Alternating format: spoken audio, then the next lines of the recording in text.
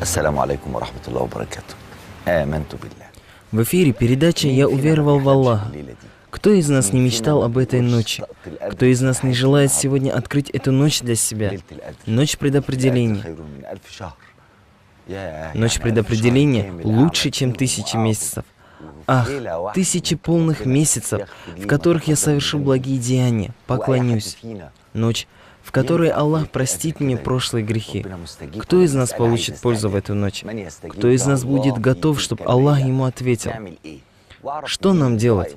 И какую молитву прочесть? Праведники, которые днем и ночью обращаются к Аллаху, отличается ли для них эта ночь чем-то? Это все мы обсудим сегодня с нашим гостем, а мы также являемся его гостями. И это шейх Хабиб Али Аль-Джифри. Баракаллах вам. Пусть Аллах дарует нам благо и довольство через подобные времена. Что мне делать? Как мне готовиться сегодня? Скажу, что люди признают, что 27 число и приходится на ночь предопределения. Нам следует быть сконцентрированными на эту ночь, а она в последние 10 ночей.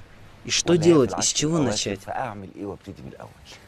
Хвала Аллаху Щедрому, да пребудет мир и благословение над Его милостивым любимцем, а также Его семейством и сподвижниками и теми, кто последует Его пути до судного дня.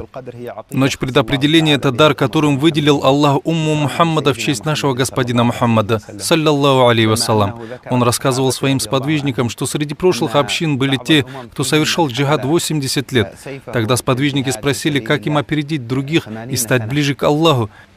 Ведь наш возраст не может быть таким большим. Мы не живем 120 и 200 лет.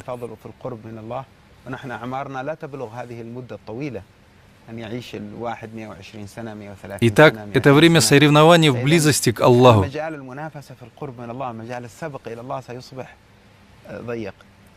И тогда Всевышний ниспослал аят. Что ты мог знать о ночи предопределения? Ночь предопределения лучше, чем 1000 месяцев. Ведь посланник Аллаха сказал им, что тот человек воевал 1000 месяцев, поэтому снизошел аят. Ночь предопределения лучше, чем 1000 месяцев.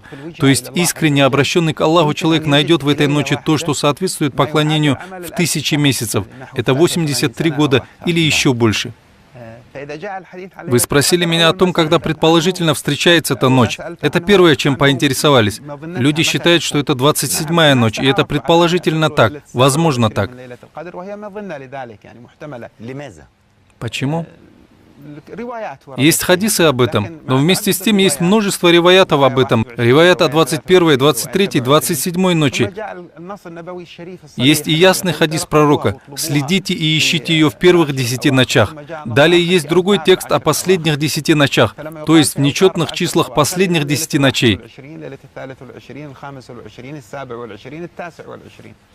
Есть те, кто говорит о том, что она встречается во всем Рамазане.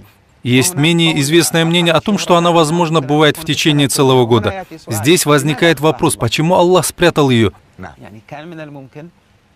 Ведь можно было, чтобы Аллах выделил определенное время, и люди бы подготовились для нее хорошо. Говорят, что это сделано, чтобы верующим сохранилась надежда на Аллаха, чтобы он не ограничивал связь с Аллахом определенными сроками. В таком-то часу, в такой-то день я сделаю и потом отвлекусь. Нет, в этом есть божественная мудрость. Второй момент в том, что это состояние поиска и надежды на Аллаха зажигает и развивает в человеке свет познания Аллаха. Каждый раз, когда ты ожидаешь Аллаха, ждешь Его милости, обратился к Нему, попросил Его довольства, свет в твоем сердце развивается. Каждый раз, как ты подумал о том, что Он даст тебе что-то, Он даст. Это развивает в сердце свет обращенности к Аллаху. Это и есть тайна, исходящая от ночи предопределения, от Рамазана, от всех видов поклонения. Это укрепление света Аллаха в сердце.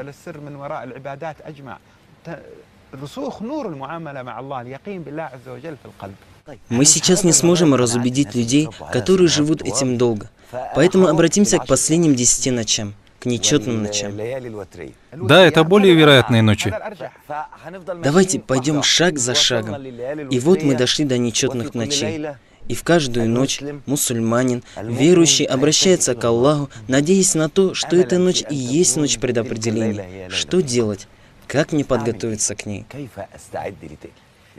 Мы узнали, что она перемещается, как об этом говорят и ученые. В этом году это может быть 21-я ночь, а в следующем 27-я. Что же следует делать человеку в ночь предопределения? В чем смысл ночи предопределения? Ответ на эти вопросы заключается в 3 пунктах, так, чтобы люди, смотрящие эту передачу, смогли что-то получить. Первое. Как можно считать, что кто-то застал ночь предопределения? Кого можно рассматривать как заставшего эту ночь? Второй момент. Что может случиться с человеком в ночь предопределения? И третий момент. Каковы признаки ночи предопределения? Хорошо? Прекрасно. Как же записывается награда ночи предопределения человеку, а это поклонение более 83 лет? Если он из числа заставших ночь предопределения, то ему записывается награда 83 лет поклонения. Как этого добиться? Говорят, что тот, кто совершит ночную и утреннюю молитвы коллективно, чтобы джаматом совершил эти молитвы. Некоторые ученые добавляют еще таравих и витр молитвы, то такой человек становится из числа заставших ночь предопределения. Только лишь совершив это и все? Да, Это никак не зависит от ответа Аллаха. он записывается из их числа. Иншаллах, все зависит от принятия Аллахом. Что же все-таки есть в ночи предопределения? Это второй вопрос. Что же просят в ночь предопределения? В ночь предопределения просят вознаграждения, об этом мы говорили. Во-вторых, просят исполнения просьб, дуа, потому что эта ночь ближе к исполнению просьб. Здесь можно говорить о смешных историях, которые приводятся людьми в ночь предопределения. Мысли людей связаны с мирским. Они хотят, чтобы что-то было так-то и так-то. Рассказывают историю пожилой женщины, которая стала свидетелем света этой ночи. Она просила у Аллаха зубы, потому что люди смеялись над ней, ибо она не могла правильно говорить. «Дай мне зубы, о Аллах!» И Аллах даровал ей зубы. Люди все равно продолжали смеяться. Ты застала ночь предопределения и попросила только зубы? Хорошо, проси зубы, но также проси то, что достойно просить. Что происходит в ночь предопределения? Получаем ответ на наши дуа. В эту ночь получаем ответ на дуа. Когда дело обстоит так, что же должен человек просить? Нет ничего плохого в том, чтобы попросить из мирского то, что ему необходимо. Но надо просить еще что-то другое, привязать свои надежды и желания к Аллаху. Простить высший рай, фирдаус, прощение грехов. Когда вы просите у Аллаха, то просите Его о рае фирдаус. Второй момент какой был? Дуа принималась. Третий момент в том, что есть определенные уровни людей, которые чувствуют, ощущают свет ночи предопределения. Ибо если мы спросим, что же происходит в ночь предопределения, в эту ночь все врата рая открываются, все врата ада закрываются, все врата небес открываются, ангелам повелевают спуститься на землю. Количество ангелов, которым бывает велено спуститься, бесконечно. В некоторых риваятах говорится, что их больше, чем камни и песок. Это ангелы, которые покрывают людей, они ходят по улицам, связываются с поклоняющимися, обращенными к Аллаху людьми, поэтому начинают чувствовать, что они не одни обращены к Аллаху. Также свет ангелов обращен к Аллаху прямо от земли, рядом с ними. Это те, кто не ослушаются Аллаха и творят то, что им велено. Это то, что случается в ночь предопределения.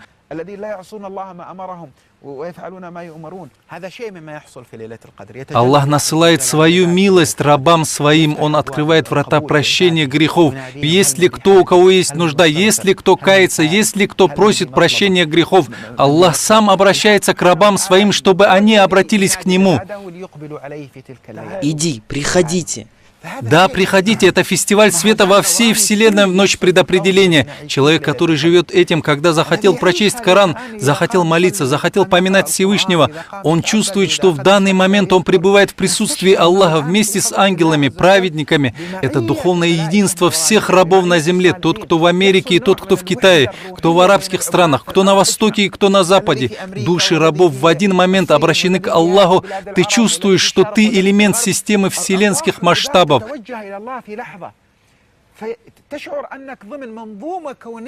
Одним сердцем обращаются к Аллаху деревья, камни, земля, песок, вода, ангелы, праведные джинны. Все обращены к Аллаху. Здесь происходит что-то. Каждый человек чувствует это настолько, насколько очищено его сердце.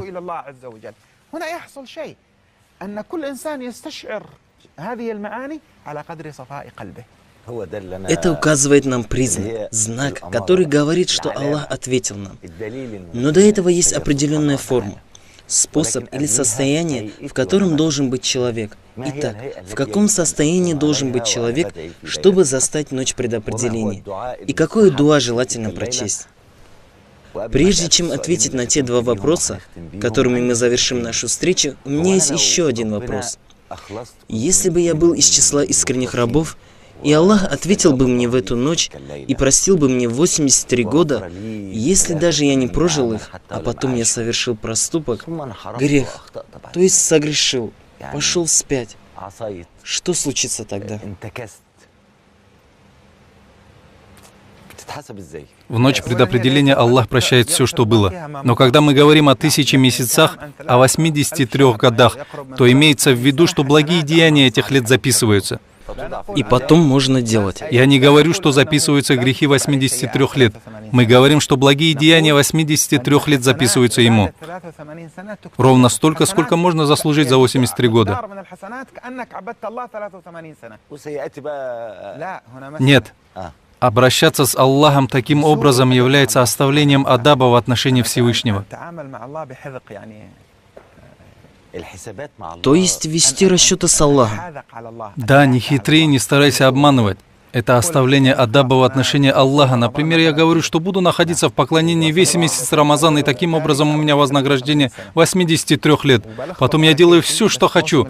Или совершаю каждый год хадж, а между хаджами делаю, что хочу. Пророк, саллаллаху алейхи вассалам, говорит, кто скажет «Субханаллахи ва бихамди» 100 раз, Аллах простит его грехи, даже если их много, как морская пена. И все, у меня в руках будут четкие, я буду говорить «Субханаллахи ва бихамди», «Субханаллахи ва бихамди». Таким образом, я буду еще лгать, совершать прелюбодеяние, пить спиртное и так далее. Я говорю, что это оставление адаба в отношении Аллаха. Не старайся обманывать Аллаха. Аллаха невозможно обмануть. Никто не сможет издеваться над Аллахом. Посмотри, обещание Аллаха — это истина. Тому, кто поклоняется в ночь предопределения, записывается вознаграждение 83 лет. Но, возможно, одна обида, одно притеснение и боль, которую причиняет он через это притеснение, заслуживает, чтобы все вознаграждение 83 лет ушло. В судный день заберут их у тебя. В хадисе от посланника Аллаха, саллаллаху алейхи вассалам, говорится, что он сказал: «Вы знаете, кто такой банкрот? Банкрот среди нас тот, у кого нет ни дирхама, ни динара». Он сказал: «Банкрот моей умми тот, кто придет в судный день, имея благие деяния размером с горы, подобно делам 83 лет, размером с горы, и в то же время обругав того-то, опорочив такого-то, съев незаконное имущество другого, пролив кровь третьего, ударив еще кого-то, и он отдает из своих благих поступков тому-то и другому, и у него не остается ничего, а люди останутся, и поэтому будут взяты их грехи и брошены ему, а когда закончатся его хорошие поступки, до того, как закончится его отчет, будут взяты их грехи и брошены ему». Пусть Аллах убережет нас от этого. Здесь чаши сравнялись. Хорошо, ты обрадовал меня, а потом опорочил. Так не пойдет. Смотри, если ты застал эту ночь предопределения, то плодом искренности должно стать оберегание тебя от притеснения других после этого. Этого следует желать. Это не значит, что ты будешь безгрешным и не совершишь ошибок. Как сказано в стихе: «Кто никогда не причинял неприятность, кому принадлежит все благо, Мухаммаду, наставляющему на истину, к которому снизошел Джибриль». Все мы притесняем кого-то, но различие между тем, кто притесняет в состоянии слабости, а потом раскаивается и остается между ним и Аллахом только добро. Это в противоположность тому человеку, который причиняет неприятность за неприятностью и только 2-3 раза совершает благое и говорит, что это перевесит то. Нельзя так обращаться ко Всевышнему, но искренне в отношении Аллаха человек постоянно читает зикр. Искренность должна быть.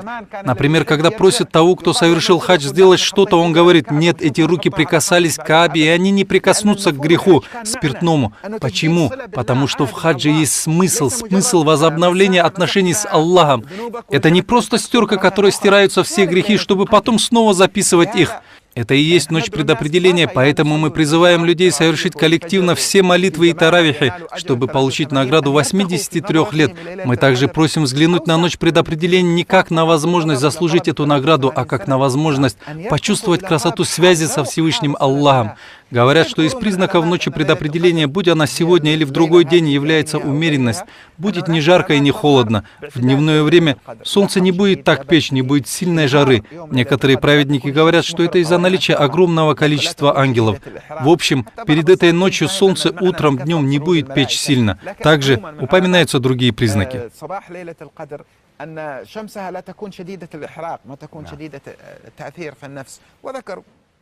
علامات أخرى في ليلة القدر. В какой форме и как я должен подготовиться, чтобы обратиться ко Всевышнему? Есть две формы, внешняя и внутренняя. Внешняя форма заключается в купании, использовании благовоний, красивой одежды для мужчин, по возможности белая, в одевании тюбетейки, чалмы.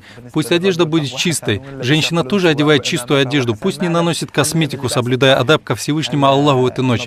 Это внешняя часть.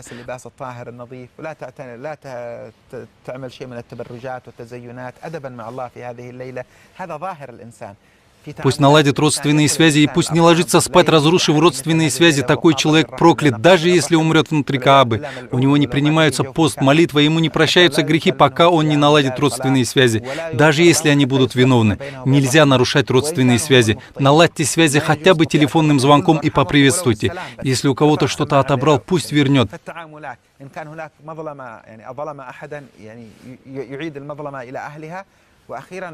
Далее внутренняя форма. Это чистота сердца. Нет ничего стоящего в мире, чтобы твое сердце было злобным, питающим ненависть, вместо того, чтобы получить пользу в эту ночь от молитв. А ты занят тем-то и тем-то. Перешагни это все. И если кто-то обидел тебя в имуществе, чести, пусть эта обида не дойдет до твоего сердца и не наполнит его злобой и ненавистью.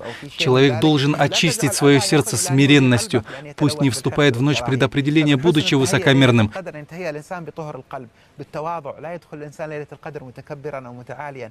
Не думай, что ты, находясь в молитве в эту ночь в Каабе, в Медине, в Египте или еще где-то, будучи вознагражденным Аллахом этой ночью, не думай, что ты лучше кого-то, кто грешит в эту ночь.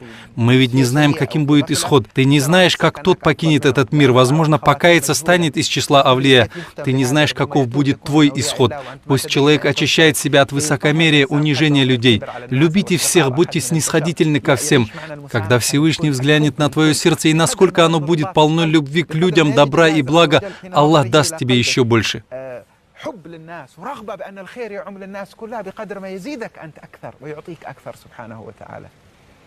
Последний вопрос, который хотел задать. Дуа. Я попрошу вас прочесть ту ночь дуа за нас, и мы все будем говорить «Аминь». Аллах очистит сердце того, кто говорит «Аминь», обращается к Аллаху с искренними намерениями и нас всех вознаградит. Из-за бараката одного из них Аллах может нас всех вознаградить, иншаллах. Наша госпожа Айша, рази Аллаху анха, спросила пророка, саллаллаху алейхи вассалам, что делать, если я застала ночь предопределения? Это означает, что человек как-то почувствует ночь предопределения. Он ответил, ты скажи, о Аллах, ты прощающий, любящий прощения, прости меня. Давайте все прочтем дуа. اللهم صل وسلم على سيدنا محمد وعلى آل سيدنا محمد اللهم إنك عفو كريم تحب العفو فاعف عنا اللهم إنك عفو كريم تحب العفو فاعف عنا اللهم إنك كريم عفو تحب العفو فاعف عنا اللهم إن هؤلاء عبادك قد أحسنوا الظن بعبدك الفقير إليك وطلبوا منه أن يدعوا فيؤمنون وإني أقر على الملأ أقر لك بأني لست بخيرهم ولا من أخيارهم وأن ذنوبي كثيرة وأن عيوبي خطيرة وإني مقر لك بتلك الجريرة ولكن يا سيدي ويا مولاي يا من وضعت في قلبي أنوار لا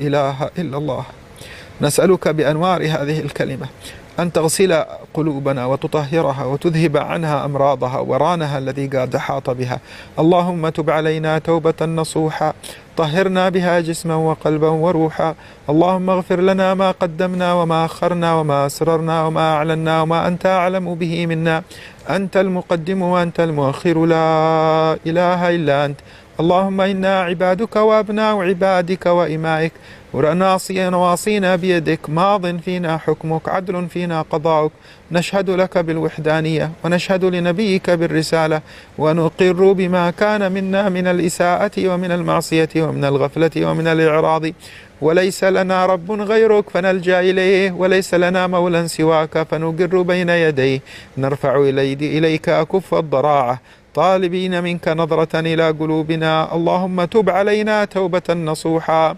طهرنا بها جسما وقلبا وروحا. إلهنا وسيدنا ومولانا، إن لك في كل ليلة من ليالي شهر رمضان عتقاء وطلقاء ونقذاء وأسراء وأجراء وأمناء من النار، فاجعلنا اللهم والحاضرين والمسلمين من عتقائك وطلقائك ونقذائك وأسرائك وأجرائك من النار. اللهم إنا نسألك رضاك والجنة ونعوذ بك من سخطك والنار. اللهم إنا نسألك الفردوس الأعلى من الجنة بغير سابقة اختبار ولا امتحان. اللهم استرنا بسترك الجميل واجعل تحت الستر ما تحب. اللهم اجعل سريرتنا خيرا من علانيتنا واجعل علانيتنا صالحة. اللهم إن لنا حاجات أنت أعلم بها، منها ما نعلمه ومنها ما لا نعلمه، فنسألك يا قاضي الحاجات أن تقضي حاجاتنا. من كان مذنبا فاغفر ذنبه، ومن كان مسيئا فرده إلى الإحسان، ومن كان جائعا فأطعمه، ومن كان عاريا فاكسه، ومن كان مشردا فآوه، ومن كان ضالا فاهده، ومن كان مسيئا فأحسن إليه وارزقه الإحسان. اللهم انظر إلى قلوبنا وإلى أهلينا وإلى ذرياتنا يا خير من نظر إلى عباده. اللهم وانظر إلى بلداننا نظرة من عندك تصلح بها في بلادنا وبلاد المسلمين والعالم الذي نعيش فيه ما فسد، وتطهر باطن الروح وطاهر الجسد. اللهم هيئ لنا أمر رشد يعز فيه أهل طاعتك ويتاب فيه على أهل معصيتك. اللهم ول علينا خيارنا ولا تول علينا شرارنا. اللهم لا تؤاخذنا بذنوبنا ولا بما فعل السفهاء منا. اللهم إنا نسألك نظرة إلى بيت المقدس في هذه الليلة. اللهم إنه حرم مسرى نبيك ومحط أنبيائك ورسلك، فاحفظ المسجد الأقصى. اللهم احفظ المسجد الأقصى وارزقنا الشهادة في ساحته منتصرين مقبلين غير مولين يا رب العالمين. اللهم انظر إلى الأمة واكشف الغمة وادفع البلاء ظاهره وباطنه. اللهم عرفنا من أنوار الصلة بك ما تثبت به أقدامنا على الإحسان. يا حنان يا منان يا قديم الإحسان، يا من لا تأخذه سنة ولا نوم، يا حي يا قيوم. واجعل آخر كلامنا في الدنيا لا إله إلا الله محمد رسول الله صلى الله عليه وآله وسلم بحقائقها متحققين حسا ومعنى ظاهرا وباطنا برحمتك يا أرحم الراحمين. واجزي عنا إخواننا القائمين على هذه القناة خير الجزاء، ووفقهم فيما أقمتهم فيه، وارزقهم الإخلاص في ذلك، وألهمهم الرشد وما فيه محبك ومراضيك، وتقبل من الجميع يا رب العالمين. واجزي من قام في الخدمة على هذا الأمر وعلى هذه المجالس خير الجزاء، من صور ومن أخرج ومن أعد ومن خدم ومن قدم ومن أخر، وارزقنا جميعا الرضا منك يا رب العالمين.